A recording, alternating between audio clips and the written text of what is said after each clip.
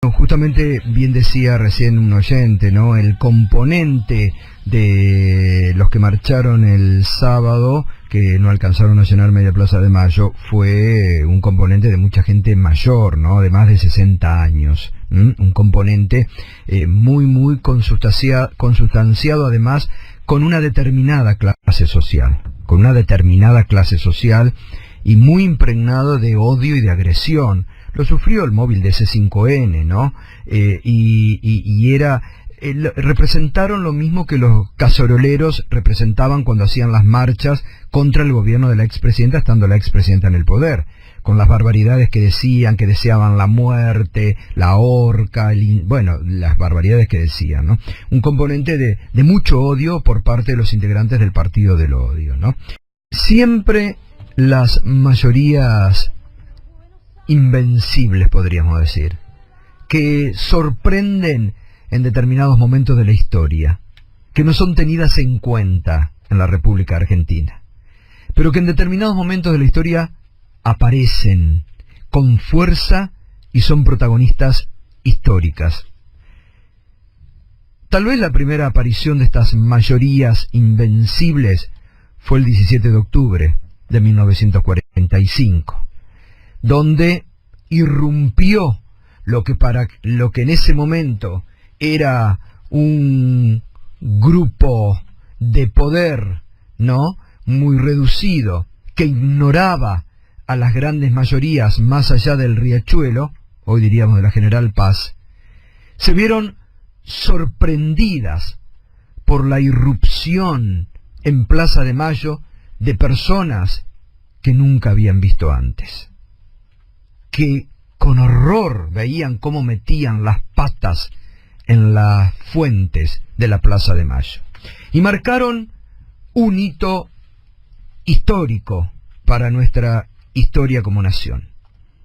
No solamente lograron restituir a quien en silencio admiraban y agradecían su acción, que era el entonces coronel Juan Domingo Perón, sino que lograron ponerlo en una posición de privilegio, no solamente en el balcón, sino en la historia y lo que sería a partir de ese momento la figura de Perón.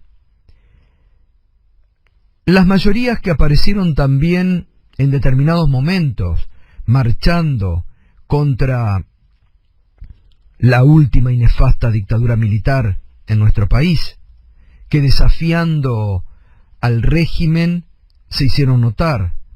Aquel 30 de marzo del 82, días antes de que el gobierno militar de Galtieri intentara perpetuarse usando el tema Malvinas a su favor.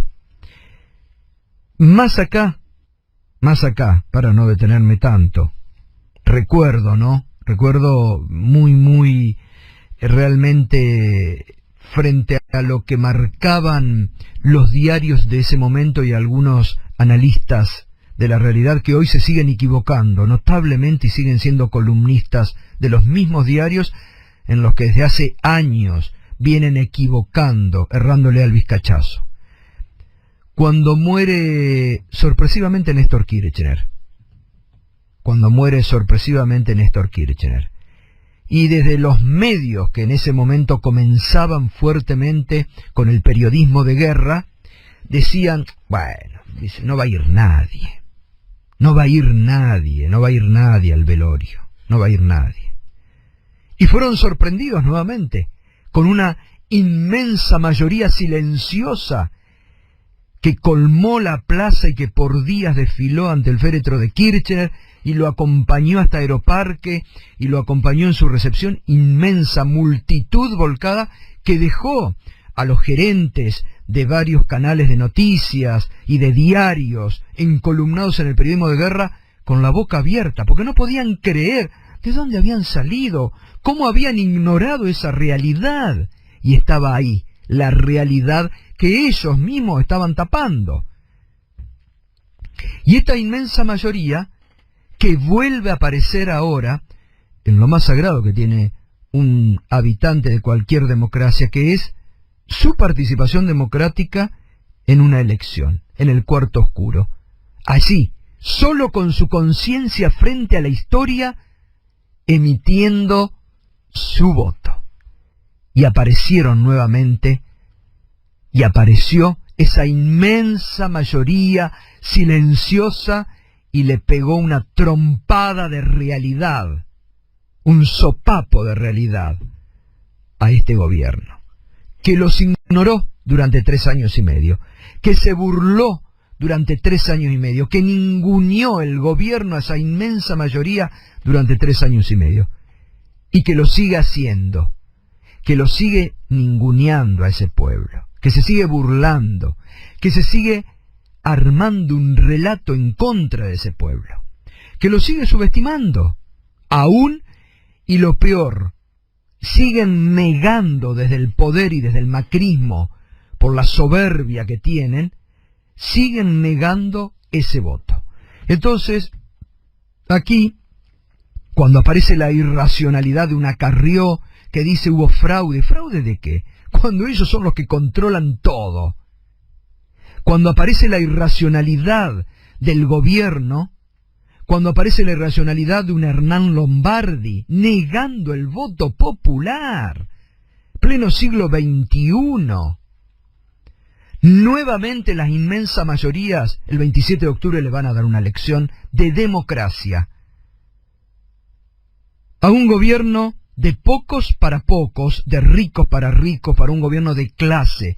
Miren, el otro día estuvo en Minuto 1, el viernes, que tuvimos un programa que fue de un deleite, con una reacción pocas veces visto, con la presencia primero de la Tana Rinaldi, que está fantástica, y después de Roberto, que si no me equivoco, porque ustedes saben que suelo equivocarme los nombres, Marafiotti, creo que era el semiólogo, Marafiotti era Seba, que lo tuvimos aquí también, bueno, Roberto Marafiotti, que muy bien encuadró la descripción del macrismo en un gobierno de violencia verbal.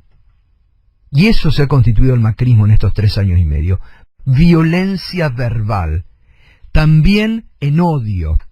La manifestación del sábado, que tienen todo su derecho a hacerla, y que la hagan, y que se expresen, porque en democracia eso es lo bueno, pero la demostración del sábado fue una demostración de pocos cargado de violencia verbal. Por eso rescato lo de este semiólogo, lo de Roberto Marafiotti, cargado de violencia verbal, cargada de odio, de un odio de clase tremendo, no solamente en la agresión que sufrieron nuestros compañeros de C5N y de todo C5N, porque ahí se ve cuando los dirigentes de PRO y de Cambiemos activan la violencia en la sociedad.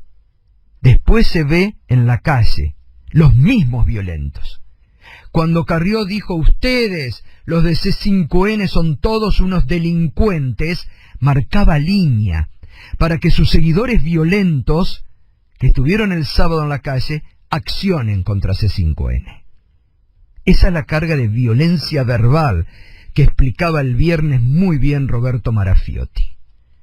Eso es el PRO, eso es Cambiemos, eso es Juntos por el Cambio, juntos en el odio a una clase social, juntos en el odio a un sistema y a un partido democrático como es el peronismo, juntos en el odio a la expresidenta Cristina Kirchner y juntos en el odio a las inmensas mayorías silenciosas de esta sociedad, a las que Cambiemos y a las que Macri no ha respetado ni respetará, por más que ahora exaltado diga, los he escuchado. No escuchan, siguen envueltos en la irrealidad a los que los condujo la grave derrota que tuvieron el 11 de agosto.